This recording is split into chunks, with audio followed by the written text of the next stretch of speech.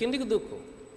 కానీ చాలాసార్లు వాడి స్వరం ఏంటంటే, దేవుని కుమారుడవైతే నీకెందుకు ఈ బాధలు, ఎందుకు ఈ కష్టాలు, ఎందుకు ఈ ఇబ్బందులు, వాళ్ళని చూడు వాళ్ళు బాగున్నారు, వీళ్ళని చూడు వాళ్ళు బాగున్నారు.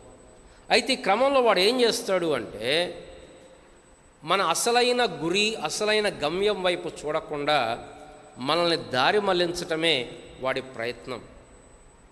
కనుక విశ్వాస జీవితం అనేది చాలా ప్రాముఖ్యమైనటువంటిది. అంత మాత్రమే కాదు, ఇంకొక ప్రాముఖ్యమైన అంశం ఏంటంటే, దేవుడు మనల్ని రక్షించుకున్నది ఈ లోకంలో ఉన్న మనల్ని పరలోకంలో అలా కూర్చోబెడదామని మాత్రమే కాదు. ఒకవేళ అలా అయితే రక్షణ పొందిన రోజే దేవుడు మనల్ని తీసుకెళ్ళిపోతే ఏమి లేకుండా, ఈ యాత్రా జీవితం అనేది లేకుండా అలా రక్షణ పొందటం, ఆడ పరలోకంలో ఉంటాయి. ఏం లేదు, ఈడ గొయ్యటం, ఆడ వేయటం. అది దేవుని చిత్తం ఏం కాదు. దేవుని చిత్తం ఏమిటంటే, ఈ లోకంలో మనం జీవించే యాత్ర జీవితము ద్వారా మన ప్రభు యొక్క శక్తిని, మన ప్రభు యొక్క మహిమను, మన ప్రభు యొక్క జ్ఞానమును, మన ప్రభు యొక్క కృపను ఈ లోకములో మనం చూపించాలనేది దేవుడు కోరిక. దేవుడు తనను తాను మన ద్వారా బయలుపరుచుకుంటున్నాడు. దేవుడు తన సువార్తను మన ద్వారా వెల్లడిపరుస్తూ ఉన్నాడు. నోవహు 120 సంవత్సరాలు ఓడను కడుతూ ప్రకటించాడు. అందుకోసమే ఈ గ్రంథకర్త అంటాడు, నోవహు ఈ లోకం మీద నేరస్థాపన చేశాడు. అంటే మనం కూడా మన జీవిత విధానము ద్వారా, మన జీవిత యాత్ర ద్వారా మనం ఏం చెప్పాలి లోకానికంటే, ఇదిగో నేను దేవుని కుమారుడను, ఇదిగో నేను ఇది మన సాక్ష్యం. సాక్ష్యం అంటే ఉట్టిగా లేబుల్ పెట్టుకోవడం కాదు, అంటే ఉట్టిగా బోర్డు పెట్టుకోవడం కాదు. నేను క్రైస్తవుడను అని బోర్డు పెట్టుకున్నంత మాత్రాన క్రైస్తవులు కారెవరు కూడా. ఎప్పుడు క్రైస్తవులు అవుతారు? దాని ప్రకారం జీవించినప్పుడు. కనుక విశ్వాసం అనేది అత్యంత ప్రాముఖ్యమైనది. కనుకనే ఈ గ్రంథకర్త వారిని హెచ్చరిస్తూ ఉన్నాడు. ఏమంటున్నాడు చూడండి ఒకసారి, 10వ అధ్యాయం 37, 38 వచనాలు. ఇంకా కాలము బహు కొంచెముగా ఉన్నది, వచ్చుచున్నవాడు ఆలస్యము చేయకవచ్చును. నా ఎదుట నీతిమంతుడైన వాడు విశ్వాసమూలముగా జీవించును, కానీ అతడు వెనుక తీసిన ఎడల అతని యందున ఆత్మకు సంతోషం ఉండదు. అయితే మనము నశించుటకు వెనక తీయువారము కాము, కానీ ఆత్మను రక్షించుకున్నటకు విశ్వాసము కలిగిన వారమై ఉన్నాము. కనుక ఈ యాత్రా జీవితంలో కష్టములు, శ్రమలు, ఇబ్బందులు, వీటన్నిటి ద్వారా దేవుడు తనను తాను మనకు బయలుపరుచుకుంటున్నాడు. ముందు మనకు దేవుడు అర్థం కావాలి కదా. యుగయుగాలు ప్రభుతో ఉండాలంటే ఆయన గురించి ఏం తెలియకుండా ఎలా ఉంటాం ప్రభుతోటి? కాబట్టి ఇప్పుడు మనం ప్రభువుని తెలుసుకుంటాం. అంతేకాదు మన జీవితం ద్వారా దేవుడు లోకమునకు సాక్ష్యం ఇస్తున్నాడు. లోకం వినొచ్చు, వినకపోవచ్చు, వినదు. లోకం దుష్టుని యందు పడిన, కానీ దేవుడు తన మహిమను వెల్లడిపరుస్తున్నాడు కదా. ఎఫెసీ పత్రికలో చక్కటి మాట చదువుతాం, తన నానా విధమైన జ్ఞానమును సంఘము ద్వారా బయలుపరచగోరి. చూడండి, ఎఫెసీ పత్రిక 3వ అధ్యాయము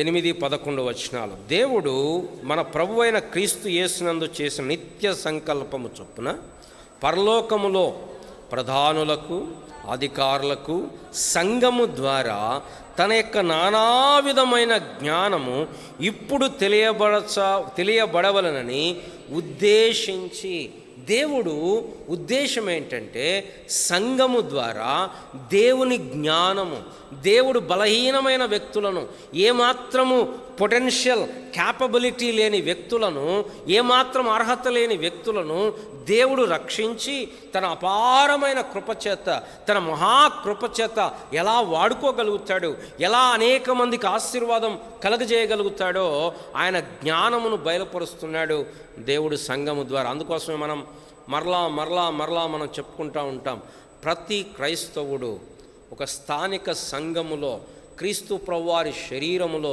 సభ్యునిగా ఉండాలి. ఒకవేళ ఎంత పెద్ద బోధకుడైనా సరే, నాకు ఏ సంఘము లేదు, నేను అట్లా ప్రతి వారం ఒక చర్చికి వెళ్తాను అనే వాళ్ళకి అది నిజమైన క్రైస్తవ్యము కాదు. ఎంత పెద్ద బోధకుడైనా ఒక స్థానిక సంఘములో సభ్యులుగా ఉండాలి, అంటకట్టుబడి ఉండాలి, అకౌంటబిలిటీ ఉండాలి. ఇది దేవుని యొక్క ప్రణాళిక. కనుక పిల్లరా, మన విశ్వాస జీవితము ఏదో కేవలం పరలోకంలో స్థానం కోసమే కాదు, దేవుని ప్రణాళిక, దేవుని ఆలోచన మన జీవితము ద్వారా నెరవేర్చబడాలి. కనుక మనం గత వారాలుగా ధ్యానం చేస్తున్నాం. మొట్టమొదటి వారం విశ్వాసం అంటే ఏంటో చూసాం. రెండవ వారం మనము హేబేలు యొక్క బలిని చూసాం. మూడవ వారము హానోకు యొక్క దేవునితో నడిచిన జీవితాన్ని చూసాం. నాలుగవ వారము నోవహు యొక్క విధేయతను చూసాం. 5-6 వారాల్లో అబ్రహాము యొక్క జీవితాన్ని చూసాం. మొట్టమొదట అబ్రహాము ఆ పిలుపుకు ఎలా విధేయుడయ్యాడో చూసాం. ఎక్కడికి వెళ్ళాలో ఎరగకుండానే బయలు వెళ్ళాడు అని చూసాం. కానీ గత వారంలో సాల్వేషన్, సెపరేషన్ అట్ శాంక్టిఫికేషన్. మొట్టమొదటిదేమో సెపరేషన్ అట్ సాల్వేషన్, పాత వదిలిపెట్టాడు, పాత జీవితం, పాత బంధువులు, పాత స్థితి వదిలిపెట్టి దేవుని దగ్గరకు వచ్చాడు. రెండవది, వదిలిపెట్టడం అనే ప్రక్రియ అక్కడితో ముగియలేదు. అతను ఎలా జీవించాడు అంటే వాగ్దత్త దేశములో పరవాసిగా జీవించాడు. ఆ పరవాసిగా జీవించటం అనే దాంట్లో మనం చూసింది ఏంటంటే సెపరేషన్. తను చుట్టుపక్కల ఉన్న వారితో కలిసిపోలేదు, వారితో మిళితమైపోలేదు, వారితో మింగిల్ అయిపోలేదు. ఒక్కోసారి ఏమైపోద్దంటే ఎవరు క్రైస్తవులు, ఎవరు దేవుని పిల్లలు, ఎవరు అన్యజనులు అర్థం కావట్లేదు ప్రజలకి. అంత మిళితమైపోయారు, గుర్తుపట్టే పరిస్థితి లేదు. ప్రత్యేకమైన జీవితం కనపడట్లే. కేవలం బాహ్యంగానే కాదు, విధానాలలో, ఆలోచనలలో. కొన్నిసార్లు బాహ్యంగా మాత్రం చాలా ప్రత్యేకంగా కనపడతాం, కానీ హృదయము, ఆలోచనలు, విధానాలు, థాట్ ప్రాసెస్ మాత్రం వాళ్ళకి మనకి ఏమీ తేడా ఉండదు. ఇది చాలా ప్రమాదకరమైనటువంటి పరిస్థితి. కనుక అబ్రహాము జీవితం నేను ఈ వారంలో ఈ యొక్క యాత్రా జీవితం అనేటువంటి దాన్ని ముగించాలని ఆశిస్తూ ఉన్నాను. కాబట్టి యాత్రికుని యొక్క జీవితం, ఈ అబ్రహాం ఏమి చేశాడు అంటే వాగ్దాన దేశములో పరవాసిగా ఉన్నాడు. ఇది నాది అని అనుకోలేదు. ఇది దేవుడు వాగ్దానం చేశాడు కదా, ఇది నాది, ఇది నా సొంతము, ఇది నా ప్రయాసము, ఇది దేవుడు నాకు ఇచ్చాడు అన్నటువంటి ఆ అటాచ్మెంట్లోకి అబ్రహాము వెళ్ళలేదు. ఎందుకు వెళ్ళలేదు? ఏలయనగా. ఈ అధ్యాయాల్లో ఏలయనగా అనే మాట 2 సార్లు వస్తుంది. ఒకటి అబ్రహాము జీవితంలో, ఇంకోటి మోషే జీవితంలో. అంటే ద రీజన్ చెప్తున్నాడు ఈ గ్రంథకర్త.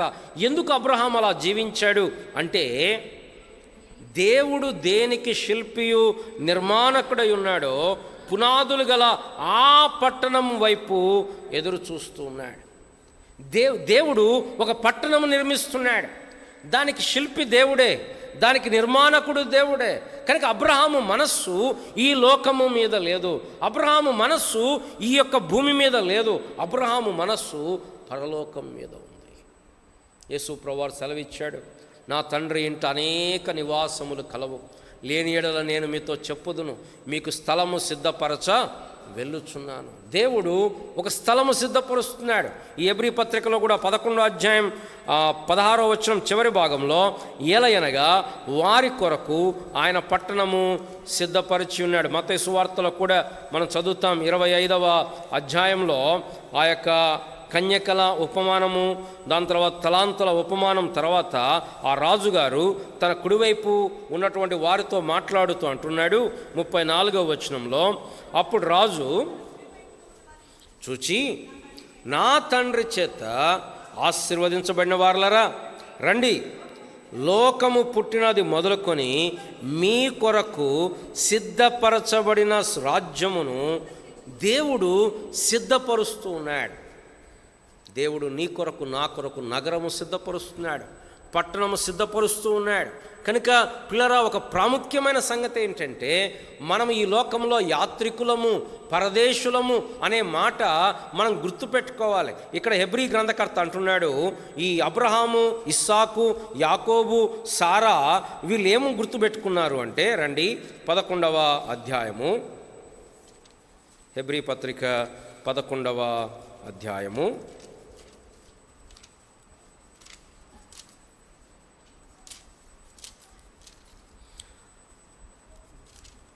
ఈ మాట చక్కని చూడండి, 13వ వచనం. వీరందరూ ఆ వాగ్దానముల ఫలము అనుభవింపకపోయినను దూరము నుండి చూసి వందనము చేసి దాము భూమి మీద పరదేశులమును యాత్రికులమై ఉన్నామని ఒప్పుకొని విశ్వాసము గలవారై మృతి నొందిరి. Firstly we have to confess, we have to acknowledge that we are pilgrims and strangers on this earth. ఇది మన మనసులో నాటుకొని పోవాలి. ఏంటది? మనము ఈ లోకములో యాత్రికులము, మనం ఈ లోకములో పరదేశులము. ఇది ఒప్పుకున్నారు వారు. కన్ఫెషన్ అంటారు. ఇది కేవలం నమ్మటం కాదు, ఒప్పుకోవటం. ఇది చాలా బలమైన పదం.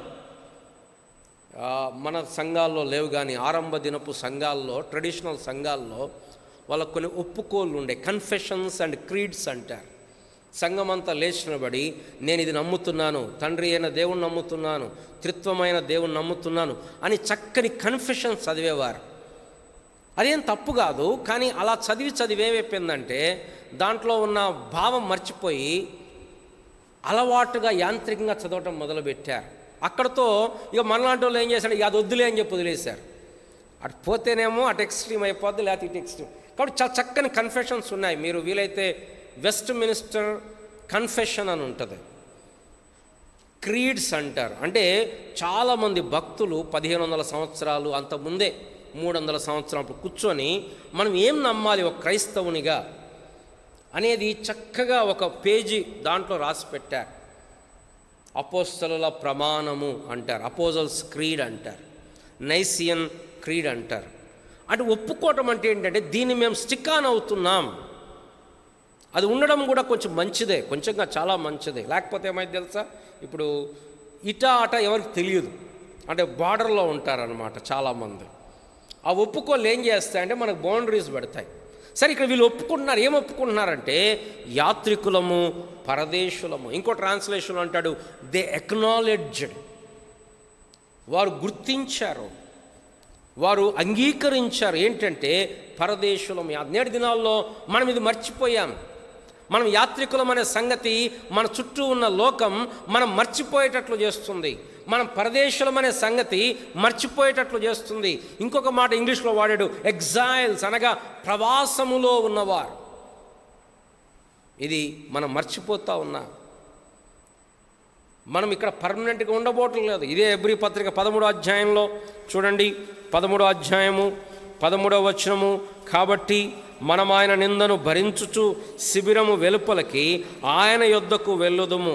నిలువరమైన పట్టణము మనకిక్కడ లేదు కానీ ఉండబోచున్నదాని కోసము ఎదురు చూచుచున్నాము.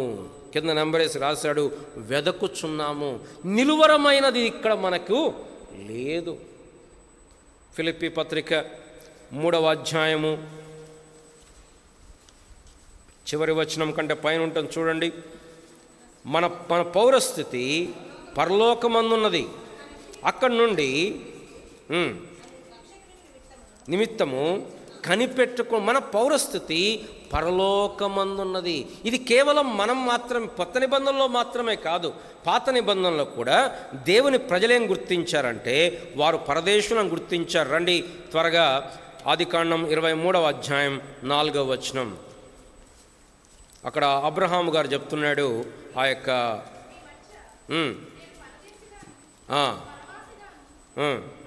కచాలమ్మ. కాబట్టి అబ్రహాం చెప్తున్నాడు, నేను మీ మధ్య పరదేశిగా ఉన్నాను.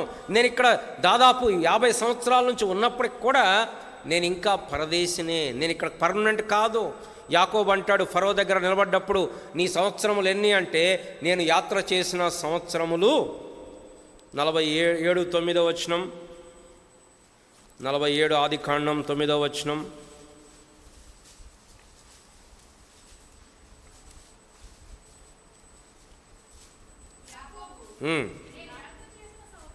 నేను యాత్ర చేసిన సంవత్సరములు 130.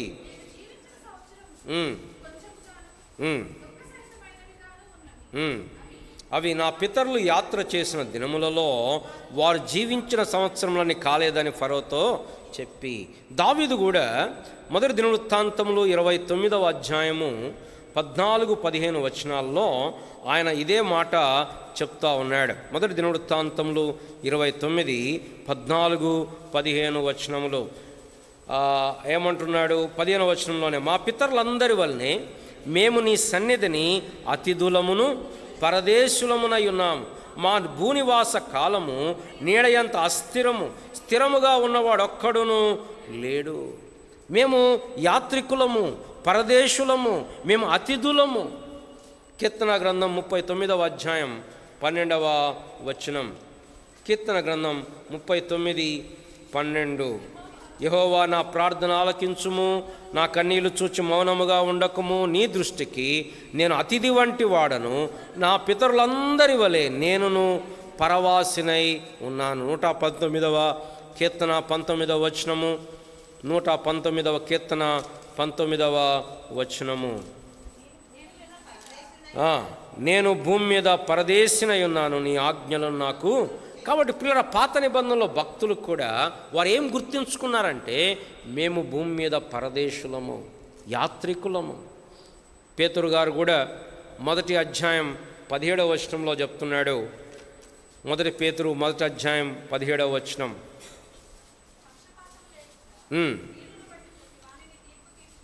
తండ్రి అని ఆయనకు ప్రార్థన చేయుచున్నారు. మీరు పరదేశులై ఉన్నంత కాలము భయముతో గడుపుడి. ఈ పరదేశులంగా ఉన్నాము గనక భయముతో గడపాలి. 2వ అధ్యాయం 11వ వచనము. ప్రియులారా, మీరు పరదేశులను యాత్రికులనై ఉన్నారు గనుక ఆత్మకు విరోధముగా పోరాడు శరీరాశలను. కనుక ప్రియులారా, మనం ఒప్పుకోవాలి ఏంటంటే, ఒప్పుకోకపోయినా కూడా అది సత్యమే. మనం ఒప్పుకోవాలంత మాత్రాన నేను ఒప్పుకోను, నేను పరదేశం కాదు, నేను పర్మనెంట్ అంటే కుదరదు. బైబిల్ సెలవిస్తుంది, మనం చేద నుండి జారే నీటి బిందువుల వంటి వారము. మనం అంతలో కనపడి అంతలో మాయమైపోయే ఆవిరి వంటి వారము. పొద్దున ఉదయమున చిగురించి సాయంకాలమున వాడిపోయే గడ్డి పువ్వు వంటి వారము. మన జీవితము సాగిపోయే నీడల వలె ఉంది. కానీ ఈ లోకం ఏం చెప్తుందంటే, మనం పర్మనెంట్ అన్నట్లుగా జీవిస్తూ ఉన్నాం. మనం మర్చిపోయాం ఈ సంగతిని. నిత్యత్వం గురించి మర్చిపోయి ఎలా జీవిస్తున్నామంటే, ఇదే శాశ్వతం అన్నట్లుగా జీవిస్తున్నాం. అందుకోసం ఈ గ్రంథకర్త అబ్రహాము జీవితంలో ఏ లక్షణాన్ని హైలైట్ చేస్తున్నాడు? అబ్రహాము దాదాపు 170 సంవత్సరాలు జీవించాడు. ఆ 170 సంవత్సరాల్లో దాదాపు 100 సంవత్సరాలు దేవునితో జీవించాడు. 75 ఏళ్ల వయసులో దేవుడు పిలిచాడు. ఈ 100 ఏళ్ల అబ్రహాము జీవితంలో ఏంటేంటి మంచి క్వాలిటీస్ చూపించయ్యా అని గ్రంథకర్తను అడిగితే, ఈ గ్రంథకర్త పరిశుద్ధాత్మ సహాయముతోటి ఒక క్వాలిటీని మన ముందు చూపిస్తున్నారు. 2-3 క్వాలిటీస్. ఒకటేమో విశ్వాసమును బట్టి విధేయుడయ్యాడు. ఎక్కడికి వెళ్ళాలో ఎరగకుండానే బయలు వెళ్ళాడు, అక్కడికి ఒక వంశం ముగించాడు. 2వ వంశం ఏంటంటే, విశ్వాసమును బట్టి అతడు గుడారములలో నివసిస్తున్నాడు. అతడు స్వదేశమును వెతుకుతున్నాడు, పరలోక సంబంధమైన దేశమును వెతుకుతున్నాడు. కాబట్టి వారు ఒప్పుకున్నారు, పరసంబంధమైన దేశమును వెతుకుతూ ఉన్నారు. పిల్లరా, మన జీవితంలో కూడా మన జీవిత విధానం, మన ఆలోచన శైలి పరదేశులముగా ఉండాలి, యాత్రికులముగా ఉండాలి, ప్రవాసములో ఉన్నవారిగా ఉండాలి. ఇది ప్రాముఖ్యమైన సంగతి. మొట్టమొదటిగా ఈ యాత్రికుల యొక్క లక్షణాలు కొన్ని నేను మీతో పంచుకోవాలని ఆశిస్తూ ఉన్నాను. మొట్టమొదటిగా యాత్రికుడు ఏం వెతుకుతున్నాడు? రండి, హెబ్రీ పత్రిక 11వ అధ్యాయం. అక్కడ బుక్ మార్క్ పెట్టుకుంటే సరిపోద్దేమో, ప్రతిసారి అక్కడికి రావటం. హెబ్రీ పత్రిక 11వ అధ్యాయం మనం చదువుతున్నాం. 14వ వచనం. ఈలాగు చెప్పువారు తమ స్వదేశమును వెదుకుచున్నామని విషదపరచుచున్నారు కదా. వారు ఏ దేశం నుండి వచ్చిరో ఆ దేశమును జ్ఞాపకం అందించుకునేలా మరలా వెలుటకు వారికి వీలు కలుగును. అయితే వారు మరి శ్రేష్టమైన దేశము, అనగా పరలోక సంబంధమైన దేశమును కోరుచున్నారు. కాబట్టి వీరు ఏ దేశం నుండి వచ్చారో దాన్ని గుర్తుపెట్టుకోవట్లేదు, పరసంబంధమైన దేశములు కోరుతున్నారు. చాలాసార్లు క్రైస్తవ జీవితంలో గొప్ప విచారకరమైన పరిణామం ఏంటంటే, భవిష్యత్తు, మహిమ, ప్రభావం వైపు చూసే బదులు వెనక వైపు చూస్తుంటారు ప్రజలు. ఇశ్రాయేలీయులు చేసినట్లుగా ఇశ్రాయేలీయులు వారి యాత్రలో వారు ఎంతసేపటికి వెనక వైపు చూస్తున్నారు. ఏమంటున్నారు? ఐగుప్తులో మేము తృప్తిగా తినినప్పుడు ఎలా చావకపోతేమి, అక్కడ తిన్న దోసకాయలు, కీరకాయలు, ఉల్లిగడ్డలు, తెల్లాకులు, ఉచితముగా తినిన చేపలు జ్ఞాపకమునకు వచ్చి మా ప్రాణము సొమ్మసిల్లుతున్నది. ఐగుప్తులో సమాధులు లేవని మమ్మల్ని ఇక్కడ రప్పించావా మోషే? అంటే వారి జీవితం అంతా ఏంటంటే వెనక వైపు చూస్తున్నారు. కొంతమంది క్రైస్తవులు కూడా మేము అది వదిలిపెట్టొచ్చాం, మేము ఇది వదిలిపెట్టొచ్చాం, మేము అది చేసాం, మేము ఇది చేసాం, ఎంతవైపు వెనక్కే. మన దృష్టి పరసంబంధమైన దేశము. కానీ మొట్టమొదటి లక్షణం ఏంటంటే లాంగింగ్ ఫర్ ద ఎటర్నల్ అబోర్డ్. ఆ పరసంబంధమైన దేశము కొరకైనటువంటి నిరీక్షణ, ఆశ, కోరిక. యాత్రికుడు నేను ఎప్పుడు గమ్యము చేరతానా అని చూస్తూ ఉంటాడు. Is not bothered about other things. ఆయన మనసంతా దేంతో నింపుకుంటాడు? ఆహా ఆ బూర ఎప్పుడు ధ్వనించునో, ఆహా నా ఆశ ఎప్పుడు తీరుతుందో, ఇది తన లక్ష్యం. అబ్రహాము ఆ దేశంలో ఉన్నప్పటికీ ఆ దేశంలో చిక్కుకొని పోకుండా దేనికి దేవుడు శిల్పియు నిర్మాణకుడు పునాదులు గల ఆ పట్టణం, అది నిత్యమైన పట్టణం, అది పరలోక పట్టణం, అది మహిమాయుక్తమైన పట్టణం, దానికి దేవుడే శిల్పి, దానికి దేవుడే నిర్మాణకుడు, అది దేవుడు రూపొందించినది.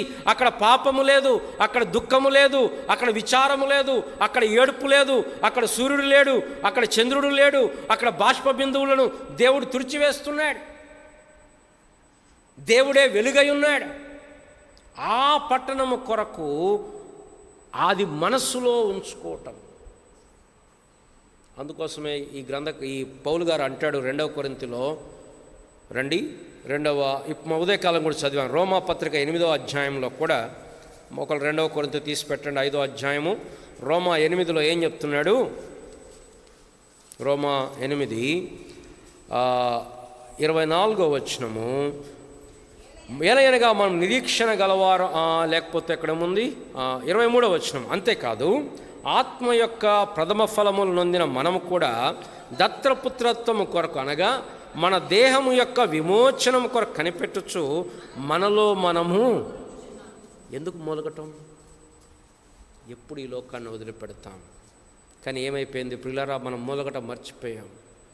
కంఫర్టబుల్ అయిపోయి ప్రభువా ఇంకొంచెం సేపు ఉండాలి నేను ఇక్కడ. హిజ్కియాకు దేవుడు చెప్పాడు, హిజ్కియా నీ టైం అయిపోయింది, నువ్వు రా అంటే ఆయన ప్రార్థన చేస్తున్నాడు ఏమని? ఇంకొంచెం టైం ఈ ప్రభువా, ఇప్పుడేమొస్తా నేను. లోతు దగ్గరకు దేవదూతలు వచ్చారు, లోతు దేవుని ఉగ్రత రాబోతుంది, పోదామంటే అవునా పోదామనాల్సిన లోతు ఏమైపోయాడు? చిక్కుకొని పోయాడు. లాంగింగ్ లేదు, పరలోకం గురించిన ఆలోచన. ఎంతసేపటికి ఈ లోకము, ఈ స్థితిగతులు. పిల్లరా, మన యొక్క మనసంతా కూడా. అందుకోసమే కొలస్సీ పత్రిక 3వ అధ్యాయం మొట్టమొదటి వచనంలో పౌలు గారు చెప్తాడు, మీరు క్రీస్తుతో కూడా లేపబడిన వారైతే పైనున్న వాటినే వెదకుడి, భూ సంబంధమైన వాటి మీద మనసు పెట్టకుడి.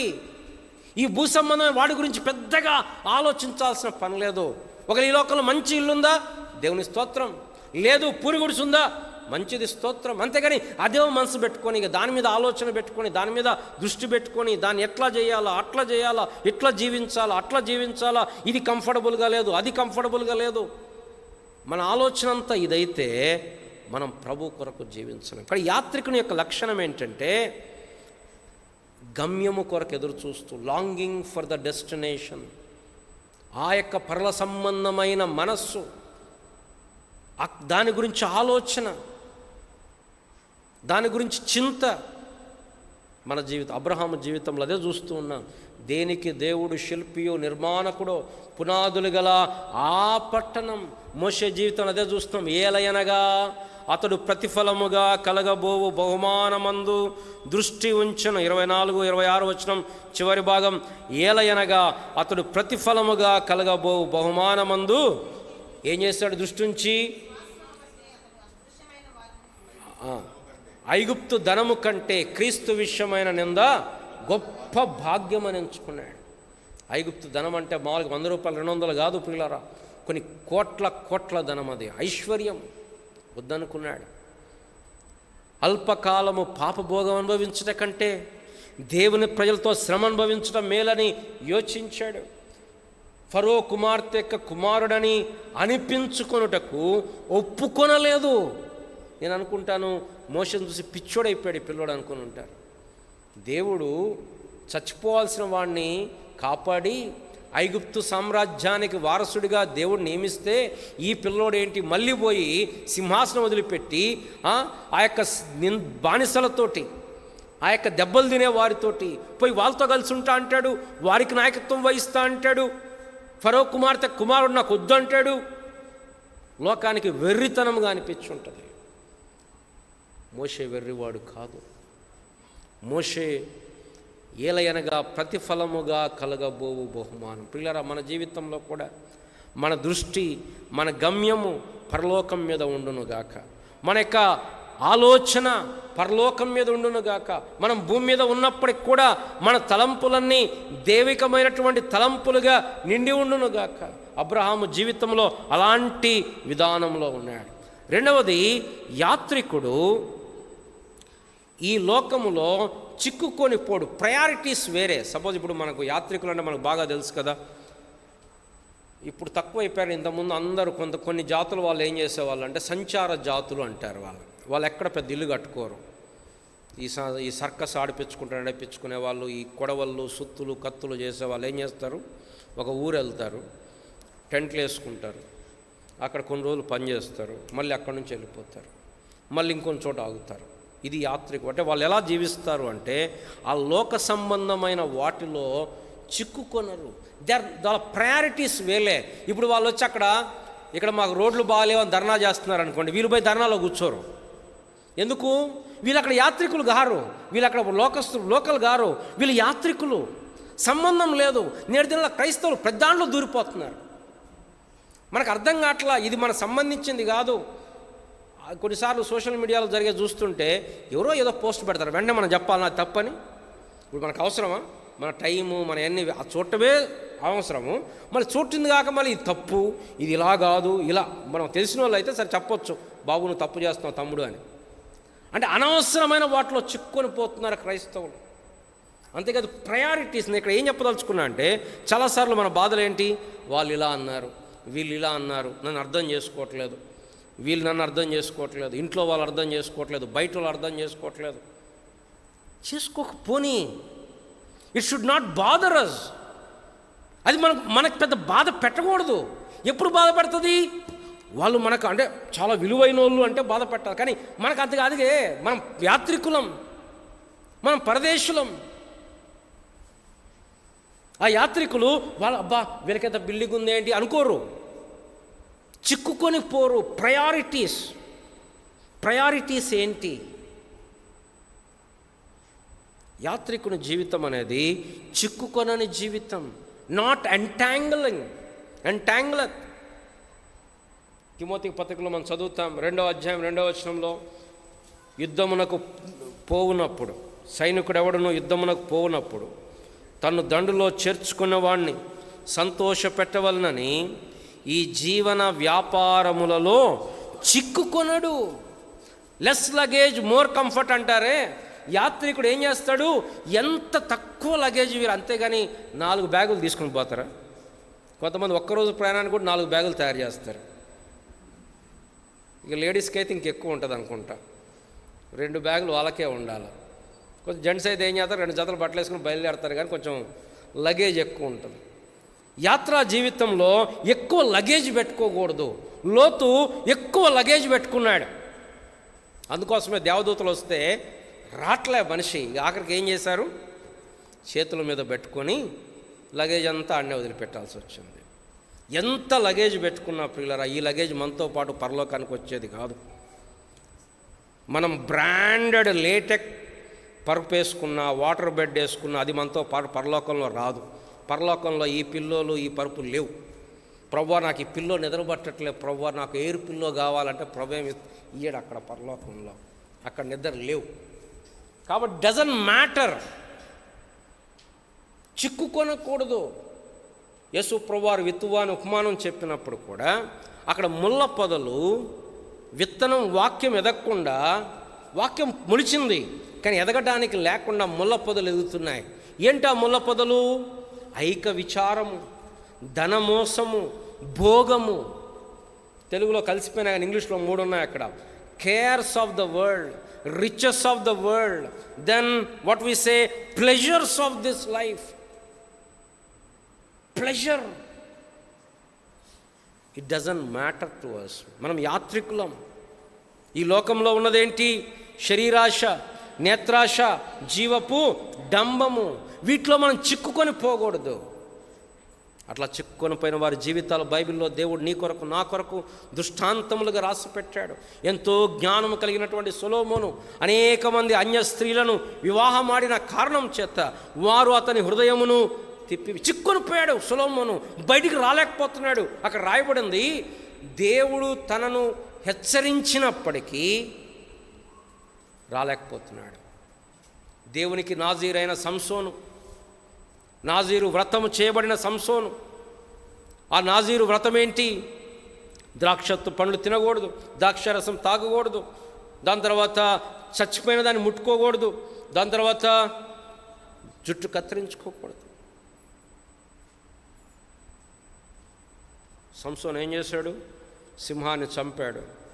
ఓకే, తర్వాత సింహం కళేబరాన్ని ముట్టుకున్నాడు, తేనె తాగాడు.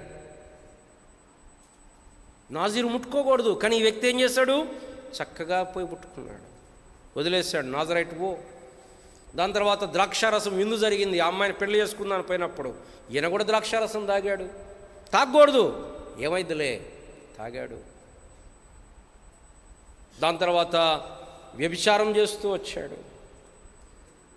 దాని తర్వాత తన యొక్క జుట్టు కత్తిరించబడుతూ వచ్చింది. చిక్కుకొని పోయాడు. ఎంత చిక్కుకొని పోయాడంటే అర్థమవుతుంది సంసోనికి. ఏంటి అర్థమవుతుంది? ఈ అమ్మాయి నన్ను మోసం చేస్తుంది అర్థమవుతున్నా చిక్కుకొని పోయాడు. పిల్లల పాపం అనేది అట్లా వదిలేసేది కాదు. పాపం నుంచి మనం చిక్కుకొని పోతే మనం ఎంత తెలివిగలవారమైనా బయటపడలేం. అందుకోసం పౌలు గారు తిమోతికి రాస్తూ అంటాడు, పారిపో, యవనేచ్ఛల నుండి పారిపో. అంతేగాని అక్కడ నిలబడి వాళ్ళందరూ పడిపోవచ్చు, నేను ఇక్కడ నిలబడతా, పడిపోకుండా ఉంటా అనుకోకూడదు. యోసేపు పారిపోయాడు అక్కడి నుండి, పై వస్త్రం విడిచిపెట్టి పారిపోయాడు. అబ్రహాము జీవితంలో చిక్కుకొని పోయి నిజంగా చూస్తే అబ్రహాం జీవితం అన్ని సంవత్సరాలు కనానీల మధ్య ఉన్న కనానీల ఆచారాలు కానీ, కనానీల పూజలు కానీ, కనానీల విగ్రహాలు కానీ ఇవేవి కూడా అబ్రహాము లోపలికి రాడు. స్పాంజ్ని నీళ్ళలో పెడితే ఏమైపోద్ది? స్పాంజ్ నీళ్ళన్నీ అబ్జర్వ్ చేసుకో. కానీ రాయి పెడితే రాయిలోకి నీళ్లు రావు. ఇప్పుడు మనం కూడా లోకంలో ఉన్నాం, ఆ లోకం మనలోకి రాకూడదు. అందుకోసం యాకోబు భక్తుడు ఏమంటాడు? దేవుని ఎదుట నిష్కలంకమైన పవిత్రమును నిష్కలంకమైన భక్తి ఏదనగా దిక్కులేని విధవరాండ్రను వారి ఇబ్బందిలో పరామర్శించుటయు ఇహలోక మాలిన్యము తన కంటకుండా కాపాడుకొనుట. అంతేకాదు పిల్లరా, లోతు చిక్కుకొని పోయాడు. మనం పోయిన వారం అనుకున్నాం, మొట్టమొదటి సొదొమ దగ్గర గుడారం వేసుకున్నాడు. దాని తర్వాత సొదొమలో కాపురం ఉన్నాడు. దాని తర్వాత సొదొమ గవిని యొద్ద ఉన్నాడు. నాయకుడు అయిపోయాడు, లీడర్ అయిపోయాడు. చిక్కుకొని పోయాడు. ఎంత చిక్కుకొని పోయాడంటే దేవదూతలు వచ్చి రమ్మన్నా రాలేకపోతున్నాడు. నోవాహు చిక్కుకొని పోయాడు. నోవాహు గురించి రాయబడింది. ఏం చేశాడు? పంటలు పండించాడు, ద్రాక్ష తోటలు వేశాడు, ద్రాక్షారసం తాగి దిగంబరుడే పడిపోయాడు. ఎవరు? మనం ఎంతో జాగ్రత్తగా ఉండాలి. గిద్యోను తప్పిపోయాడు. గిద్యోను అన్నాడు, రండి మీ బంగారం అంతా తెచ్చి నాకు ఇవ్వండి అన్నాడు. పెద్ద ఏఫోదు చేశాడు.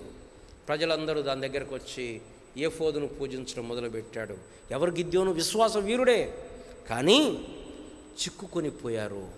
కనుక మన జీవితంలో అంటే ఏమంటారు కదా, తామరాకు మీద నీటి బిందువు అంటారే, అట్లా ఉండాలా, ఉన్నట్లు ఉండాలా, కానీ లోపల మన వేర్లు దిగకూడదు. అబ్రహాము జీవితంలో దిగలేదు. ఎలా చెప్పగలుగుతాం? అబ్రహాము యుద్ధానికి వెళ్ళాడు, సొదొమ రాజును ఓడించాడు. సొదొమ రాజును లోతును కాపాడాడు. లోతును కాపాడితే ఆ సొదొమ రాజు వచ్చి అంటున్నాడు, ఆదికాండం 14వ అధ్యాయం ఏమన్నాడు? సొదొమ రాజు వచ్చి 21వ వచనం, సొదొమ రాజు మనుషులను నాకు ఇచ్చి ఆస్తిని నీవే తీసుకొనుమని అబ్రహాముతో చెప్పగా, అబ్రాము నేనే అబ్రామును ధనవంతుని చేసేతునని చెప్పుకున్నట్లు ఒక నూలు పోగైనను చెప్పుల వారైనను నీ వాటిలో ఏదైనాను తీసుకొననని ఆకాశమునకు భూమికి సృష్టికర్తనైన సర్వోన్నతుడైన దేవుడైన యెహోవా ఎదుట నా చెయ్యెత్తి ప్రమాణము. అబ్రహాము యొక్క తీర్మానం ఏంటంటే, రాజా నువ్విచ్చేది నాకొద్దు, నాకు అవసరం లేదు, నేను యాత్రికుణ్ణి, నేను ప్రయాణికుణ్ణి, దేవుడిచ్చేది నాకు చాలు. అందుకోసం పౌలు గారు రాస్తాడు, ధనాపేక్ష సమస్తమైన కీడులకు మూలము. కొందరు దాన్ని ఆశించి విశ్వాసము నుండి తొలగిపోయి తమ్మును తామే పొడుచుకుని విశ్వాసమును తొలగిపోయారంట కొంతమంది. ఎందుకు? ధనమును బట్టి. రండి, తిమోతికి రాసిన మొదటి పత్రిక 6వ అధ్యాయము, ఎన్నో వచనము? 10వ వచనము. ఎందుకనగా ధనాపేక్ష, కొందరు దాన్ని ఆశించి విశ్వాసం నుండి తొలగిపోయి తమ్మును తామే విశ్వాసం నుండి తొలగింపజేస్తుంది. ఏంటంటే ధనాపేక్ష. అబ్రహాము జీవితంలో అపేక్ష లేదు. 7 దినాల్లో పిల్లరా ఎక్కడ చూసినా మోసాలు, సైబర్ మోసాలు. రూట్ కాజ్ ఏంటి? ధనం. ధనం యొక్క ఆశ. ఈజీగా కావాలి. చాలామంది మోసం ఎలా చేస్తారు? మీరు ఇంట్లో కూర్చుంటే మీకు డబ్బులు వస్తాయి, మీరు ఏం పని చేయాల్సిన పని లేదు, మీరు ఇంట్లో కూర్చొని కాలు మీద కాలేసుకొని కూర్చుంటే మీకు వచ్చేస్తాయి అనగానే, అవునా? ఉద్యోగం కావాలి కానీ ఎక్కువ కష్టపడకూడదు, మార్కులు కావాలి కానీ మేము ఎక్కువసేపు చదవం. 7 దినాల విద్యార్థుల పరిస్థితి ఎలా ఉంది? ప్రజల మెంటాలిటీ కూడా ఎలా ఉందంటే, కష్టపడొద్దు, కష్టపడే ఉద్యోగం మనకొద్దు. ఏం కావాలా? ఏం ఒళ్ళు కదలకుండా మంచి కుర్చీలో కూర్చుంటే అన్నీ అక్కడికే రావాలి. నేను మా కాలేజీలో చూస్తుంటాను, ప్లేస్మెంట్ అంటారు. పెద్ద కంపెనీ వచ్చిందనుకో, వీళ్ళంతా అంత పెద్ద కంపెనీ మనకెందుకు వస్తుంది, మనకు రాదులే అని చెప్పి వీళ్ళు ఇంట్లో ఉంటారు. చిన్న కంపెనీ వచ్చిందనుకో, ఇంత చిన్న కంపెనీలు ఎవరు చేస్తారు? అట్లా రారు, మళ్ళీ ఇంట్లోనే కూర్చొని. ఎట్లుందంటే ఇక ఉద్యోగం కూడా ఇచ్చి జీతం కూడా ఇంటికి తీసుకొచ్చి ఇస్తే ఇంట్లో కూర్చొని జీతం తీసుకుందామని. చిన్న కష్టము, చిన్న అంటే ఎదిరింపును భరించే పరిస్థితిలో లేదు 7 దినాల ప్రజలు. క్రైస్తవులు మనం అలా ఉండకూడదు. మనము యాత్రికులముగా శ్రమ అనుభవించడానికి సిద్ధపడాలి. ఈ లోక సంబంధమైన సులభమైన వాటికి ఆకర్షింపబడకూడదు. గెహజీ ఆకర్షించబడ్డాడు, అననీయ సప్పీరాలు ఆకర్షించబడ్డారు, యూదా ఇస్కరియోతు ఆకర్షించబడ్డాడు, దేమా ఏ లోక స్నేహమును స్నేహించి విడిచిపోయాడు, జాన్ మార్క్ ఆయన కూడా మొట్టమొదట ఆ శ్రమను తాలుకోలేక వెళ్ళిపోయాడు. కానీ దేవుని కృపను బట్టి మరలా తిరిగి వచ్చాడు, పౌలుతో కలిసి పరిచర్య చేశాడు. అబ్రహాము ఈ లోకములో చిక్కుకొని పోలేదు. ప్రయారిటీస్ ఏవి? వేటి గురించి మనం ఆలోచించాలి, వేటి గురించి మనం చింతించాలి, వేటి గురించి మనం బాధపడాలి, వేటి గురించి మన మనస్సు, మన ఎనర్జీ కేటాయించాలి. చాలాసార్లు మన ప్రార్థనలు, మన మనస్సు, మన ఆలోచనలు అన్నీ కూడా చాలా ట్రివియల్, పెద్ద విలువైనవి కావు. వాటి గురించి ఆలోచిస్తాం. అన్ని జనులు ఆలోచిస్తారు. ఏం ఆలోచిస్తారు? ఏమి తిందుము, ఏమి త్రాగుదుము, ఏమి ధరించుకుని. చాలామంది సమస్యలు కొత్త బట్టలు లేవు, బంగారం లేదు, ఇల్లు లేదు, లేకపోతే ఆస్తులు లేవు. ఇదే బాధ. ఆశ, లోపల ఆలోచన ఉంటుందే, అది ప్రాముఖ్యం. అందుకోసమే ఫిలిప్పీ పత్రికలో పౌలు గారు ఫిలిప్పీలకు తన ప్రియమైన సంఘానికి చెప్తూ, దేని మీద ధ్యానం ఉంచుకోవాలి, దేని గురించి ఎక్కువ ఆలోచించాలి, దేంతో నింపుకోవాలి అని చెప్తా ఉన్నాడు. అంటే 4వ అధ్యాయం 8వ వచనం, మెట్టుకు సహోదరులారా, ఏ యోగ్యత అయినను మెప్పైనను ఉండిన ఎడల, ఏవి సత్యమైనవో, ఏవి మాన్యమైనవో, ఏవి న్యాయమైనవో, ఏవి పవిత్రమైనవో, ఏవి రమ్యమైనవో, ఏవి ఖ్యాతి గలవో వాటి మీద ధ్యానం ఉంచుకోండి. దాని గురించి ఆలోచించండి, దాని గురించి మనసులో పెట్టుకోండి.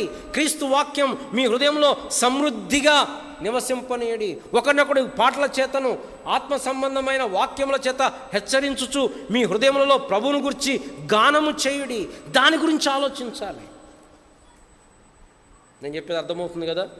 వాళ్ళేదో అన్నారని వీళ్ళేదో అన్నారని రగిలిపోయి అన్నం తినకుండా అన్నం మారేసి బాధపడి అవసరం లేదు. We should never care about other small things. మన జీవితానికి పెద్ద మేలు కలిగించేది కాదు పిల్లలు. కారణం మనం యాత్రికులం, మనం పరదేశులం. మొట్టమొదటిది గమ్యము కొరకైనటువంటి ఆశ, అపేక్ష కలిగి ఉండాలి. పేతురు రాస్తూ అంటాడు, మనం దేని కొరకు అపేక్షించాలి? పేతురు గారు రాసిన 2వ పత్రిక 2వ అధ్యాయము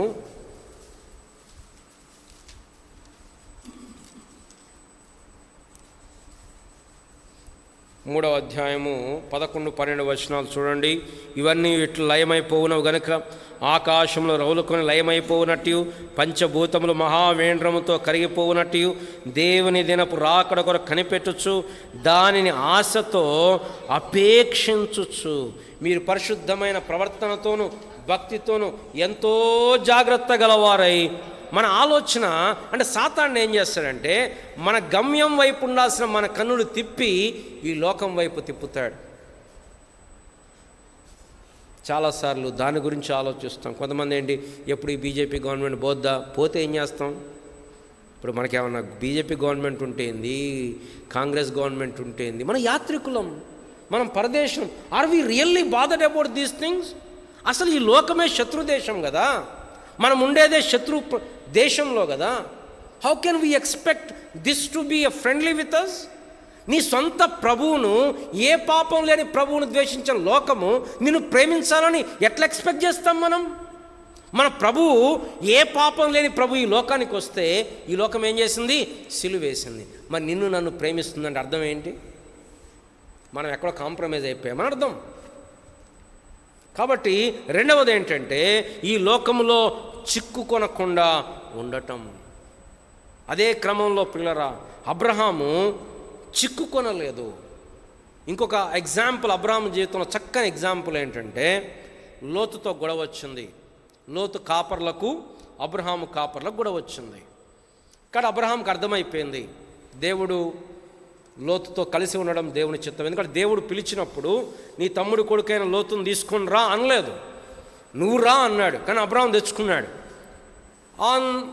during the course of time ఇద్దరు ఎదిగిపోయారు, ఒక చోట ఉండలేని పరిస్థితి.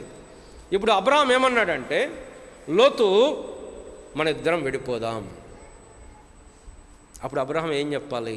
అబ్రహాం వృద్ధుడు, లోతు యవనస్తుడు. ఇక్కడ అబ్రహాం ఏం చెప్పాలా? రే అబ్బాయి, నేను పెద్దోడిని, బాబాయిని, బాబాయో పెద్దనాను, కాబట్టి నేను ఇక్కడైతే ఉన్నాను ఇక్కడే ఉంటా, నువ్వు దూరంగా పో అనాలి. కానీ అబ్రహాం ఏమన్నాడు? లోతు, మన ఇద్దరం బంధువులం, మన కలహం ఉండకూడదు. నువ్వు లెఫ్ట్కి పోతావా, నేను రైట్కి వెళ్తా. నువ్వు రైట్కి పోతావా? అదేంటి అబ్రహాం ఎలా? దేవుడు నాకు ఇచ్చిన దేశం ఇది, దేవుడు నాకు వాగ్దానం చేసిన దేశం, అసలు నీకు వాగ్దానం ఉందా? నీకు లేదు కదా వాగ్దానం, కాబట్టి నువ్వు వెళ్ళిపో అనాలా? నేను పెద్దోడిని, ఏజ్లో పెద్దోడిని, ఫస్ట్ చాయిస్ నాది అనాలా? అనలే. నేను చెప్పినా నువ్వు వినాలా? అనలే. లోతు నీ ఇష్టం అంటే ఏం చెప్పి, he is not at all attached with the land. విశ్వాసము కలిగి ఏంటి? లోతు నీ ఇష్టం, నువ్వు ఏదన్నా తీసుకో, లోతు మిగిలింది నేను తీసుకుంటా, నువ్వు ఫస్ట్ తీసుకో. అంటే ఏంటి? దేవుడు ఉన్నాడు నాకు, నువ్వు మంచిది తీసుకో, నాకు చెడ్డది వచ్చినా దేవుడు దాన్ని ఆశీర్వదించగలుగుతాడు. అబ్రహాము దీన్ని అర్థం చేసుకున్నాడు పిల్లరా. యోసేపు అర్థం చేసుకున్నాడు. అంటాడు, మీరు నాకు కీడు చేయని ఉద్దేశించారు, దేవుడు దాని మేలు కొరకు. మనం దేవుని యొక్క ప్రణాళికను చూస్తే రండి ఆ మాటలు చదువుదామా. ఆదికాండం 13వ అధ్యాయం. How he is dealing with his nephew Lot. ఆదికాండం 13వ అధ్యాయం 8వ వచనం. కాబట్టి అబ్రాము, మనం బంధువులము గనుక నాకు నీకును ఉండకూడదు, ఈ దేశమంతా నీ ఎదుట ఉన్నది కదా, um, um, um, um, um. How flexible Abraham is in his physical life. నేను ఇదే నేనైతే నేను వదిలిపెట్టను, ఏమన్నా కానీ కోర్టుకు పోదామా లేదా నేను వదిలిపెట్టను అంటలేదు. నాకు చిన్న అపార్ట్మెంట్ ఉంది, అక్కడ రెంట్కి ఇచ్చాను. మొన్న వాళ్ళు ఫోన్ చేశారు, ఏంటంటే ఈ అపార్ట్మెంట్ ఇట్లా ఉంటుంది, అటు నుంచి ఒక వే ఉంటుంది, ఆ ఎదురుగా అపార్ట్మెంట్ వాళ్ళంటే కుర్చీ వేసుకుంటున్నారంట అక్కడ. ఈయన తీయమంటున్నాడు, వాళ్ళు తీయట్లేదు. ఇప్పుడు గొడవ, దానికి నాలుగు సార్లు ఫోను.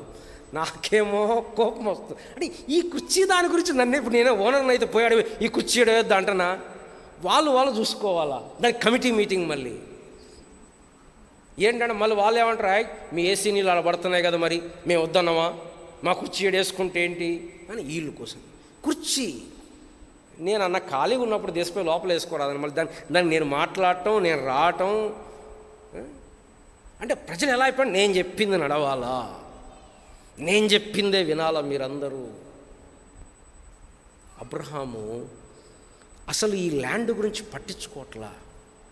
ఇది మంచిదా, ఇది కాదా, ఇది సారవంతమా, దీంట్లో నాకు లాభం వస్తుందా. ఎందుకు అబ్రహాం దృష్టాంతం ఏముంది, దేనికి దేవుడు శిల్పియు నిర్మాణకుడు పునాదులు గల ఆ పట్టణం. మన జీవితంలో కూడా పిల్లలు వీటి గురించి పెద్దగా మనం పట్టించుకోకూడదు. ఇక్కడ ఏం గవర్నమెంట్ ఉంది, ఇక్కడ ఏం ఫెసిలిటీస్ ఉన్నాయి, ఇక్కడ బాగుందా లేదా, ఇట్ షుడ్ నాట్ బాదర్ అస్. ఇక్కడ అబ్రహాము విశ్వాసం కనపడుతుంది. లోతు ఏదన్నా తీసుకొని దేవుడు ఉన్నాడు నాకు. లోతు ఏం ఆలోచించాడు, నిజంగా లోతు స్థానంలో నిజంగా లోతు ఆత్మీయుడైతే ఏం చేయాలి తెలుసా, బాబాయ్ నిన్ను వదిలిపెట్టి నేను ఎక్కడ పోతా, నీతోనే ఉంటా. పోనీ కుదరదంటావా, ఓ పని చేయి, నువ్వే ప్రార్థన చేయి, నువ్వు పెద్దోడివి కదా, నువ్వు ప్రార్థన చేసి చెప్పు, నన్ను ఎడెళ్ళమంటావు.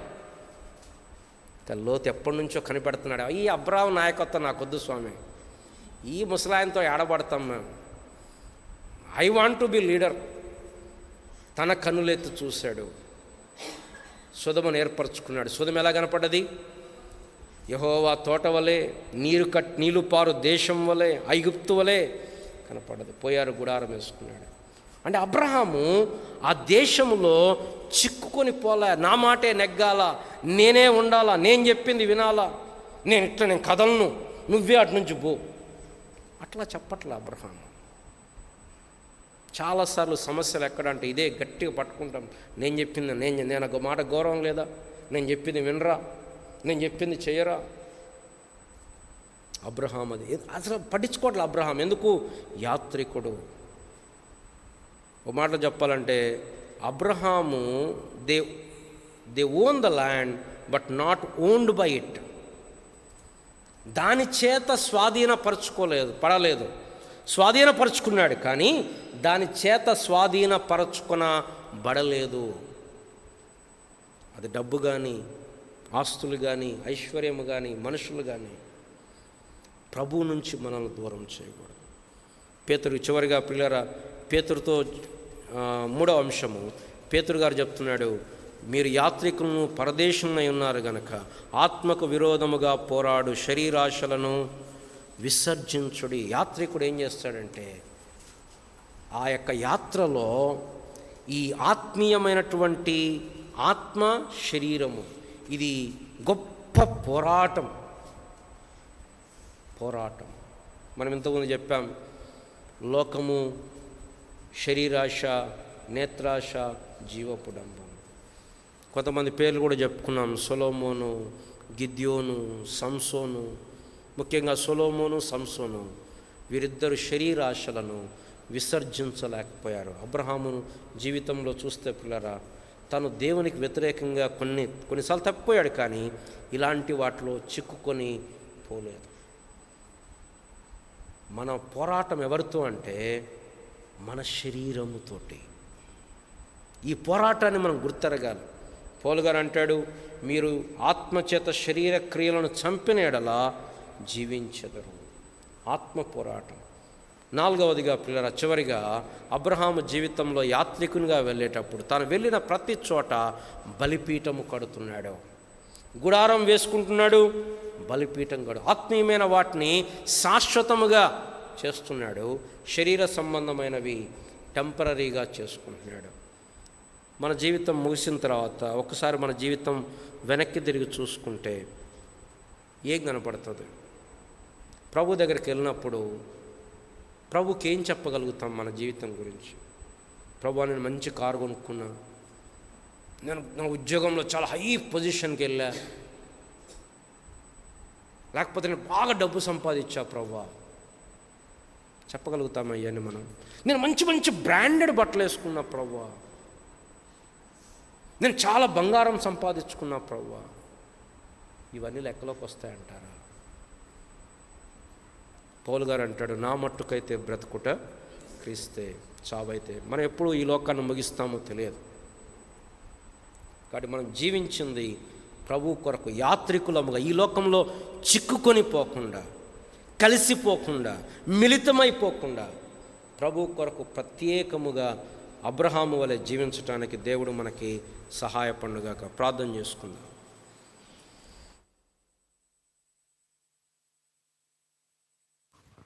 ప్రేమ కలిగిన మా ప్రియ పరలోకపు తండ్రి, అబ్రహాము యొక్క యాత్రా జీవితం చూసినప్పుడు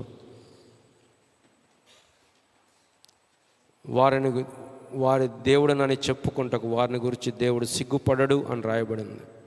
మా జీవితంలో కూడా ఈ లోకంలో మేము జీవించే జీవితం జీవించు వారికి మీద తమ కొరకు కాక, తమను ప్రేమించి వారిని ప్రేమించి వారి కొరకు తను తాను అప్పగించుకున్న యేసుక్రీస్తు అందలి విశ్వాసం మూలమున జీవించటానికి సహాయం చేయండి ప్రభువా. ఇది చాలా ప్రాముఖ్యమైన అంశం.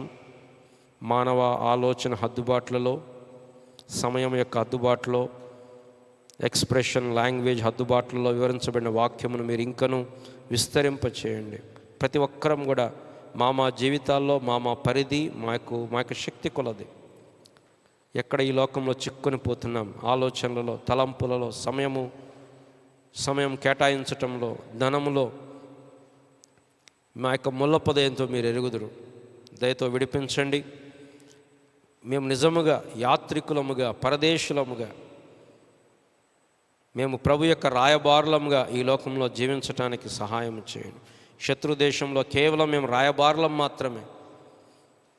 మేము ఇక్కడ పర్మనెంట్గా ఉండబోట్లేదు.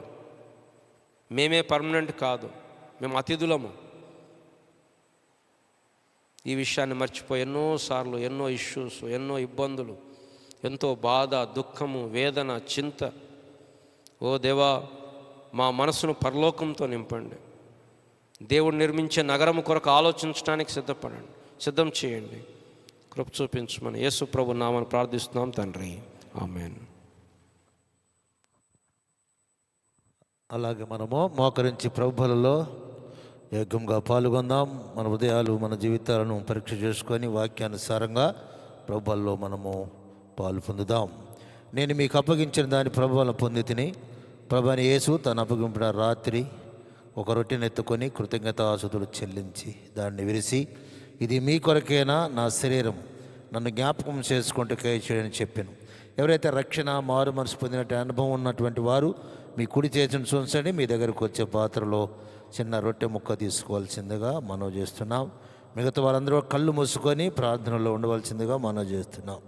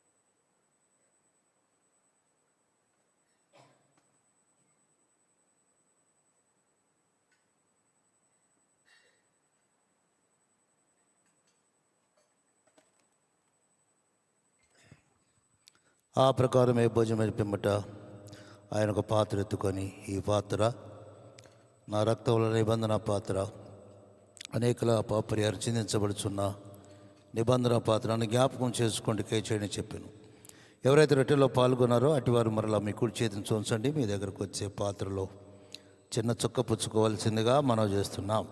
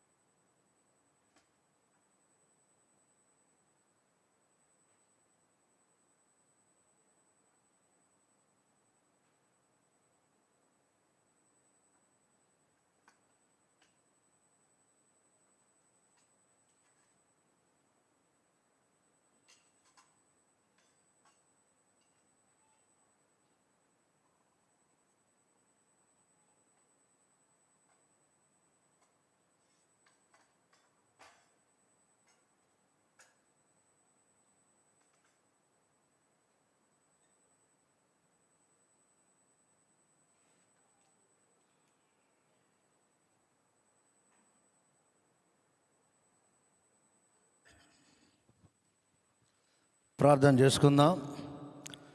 ప్రేమగల మా తండ్రి, దయగల దేవ, సర్వాధికారి, సర్వశక్తిమంతుడా, మహోన్నతుడా, నీ ఘనమైన శ్రేష్టమైన నామను బట్టి వందనాలు ప్రభా తండ్రి.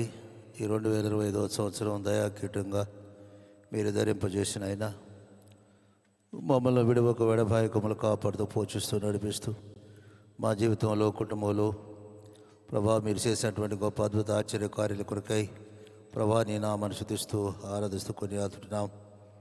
మరి ముఖ్యంగా అయినా జగత్తు పునాదులు వేయబడుకుంది మీరు మమ్మల్ని ఏర్పాటు చేసుకొని నీ శాశ్వతమైన ప్రేమతో ప్రేమించి మా ఇళ్ళ విడవకు చూపిన కృపను బట్టి మీరు ఇచ్చిన గొప్ప రక్షణ భాగ్యాన్ని బట్టి ఈ వరాన్ని బట్టి మీకు ఎంత వందనాలు. మేమంత సంఘంగా దేవుని బిడలంగా ఒక కుటుంబంగా ప్రభా నీ పరిశుద్ధ సంధిలో చేరి కూడి రావడానికి ప్రభువా తండ్రి నాయన మొరపెట్టుకోవటానికి నీ కుమారుని యొక్క ఆత్మను మాకు అనుగ్రహించినారు. నీ స్వాస్థ్యంలో మీరు మాకు ఇచ్చిన భాగాన్ని బట్టి వందనాలు చెల్లించుకుంటున్నాం. ప్రభా తండ్రి అబ్రహాం వల్లే విశ్వాస జీవితంలో ప్రభా నీ కొరకు కనిపెట్టేవారుగా ఎదురు చూసేటువంటి వారుగా ప్రభా తండ్రి విశ్వాసము నిరీక్షణ కలిగి ప్రభా దైవ ప్రేమలో నాయన మమ్మల్ని వేరుపాటు చేస్తున్న నీ ప్రేమ కొరకై మీకు వందనము చెల్లించుకుంటున్నాం. శ్రమలో ఓర్పు పరీక్షలో నిరీక్షణ కలిగి పరిశుద్ధాత్మ ద్వారా దేవుని యొక్క ప్రేమను మా ఉదయాల్లో మీరు కుమ్మరిస్తున్నాను కొరకై ప్రభా నీ నామాన్ని స్తుతిస్తూ కొనియాడుతున్నాం.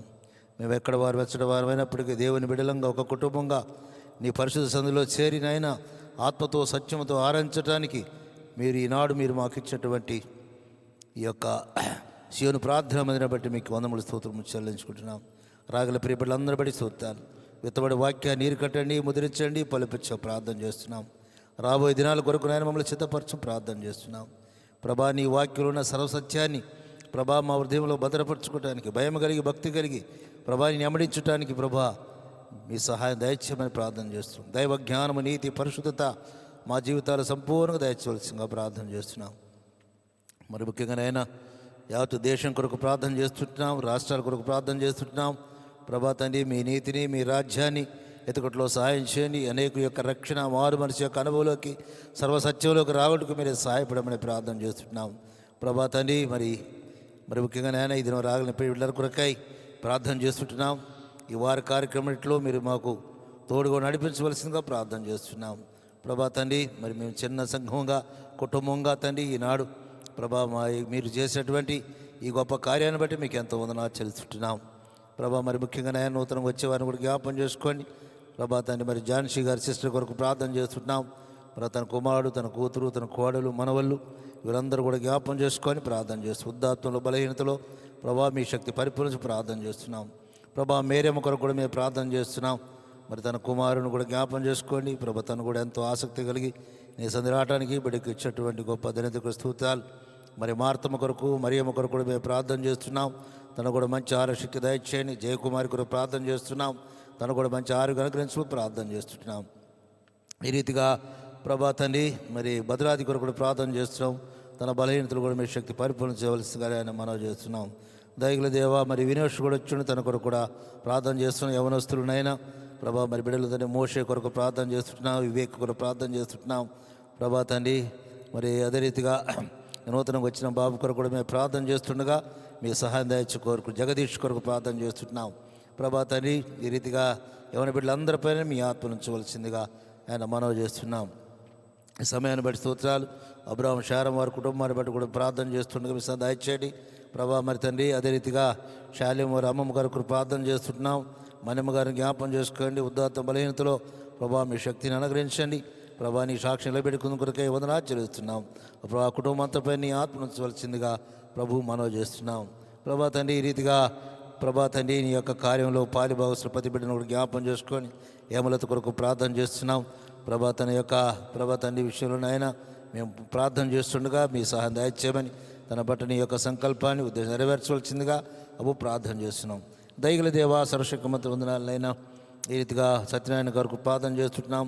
రాజు దివ్య కొరకు, రాజు వరణ కొరకు ప్రభా మేము ప్రార్థన చేస్తుంటున్నాం. వారి పిల్లలు వారి కుటుంబాన్ని బట్టి వందనాలు మీకు ఆయన జరిగించే ప్రార్థన. మౌని కొరకు కూడా ప్రార్థన చేస్తున్నాం. శ్రీకాంత్ కూడా జ్ఞాపం చేసుకోవాల్సిందిగా మనవి చేస్తున్నాం.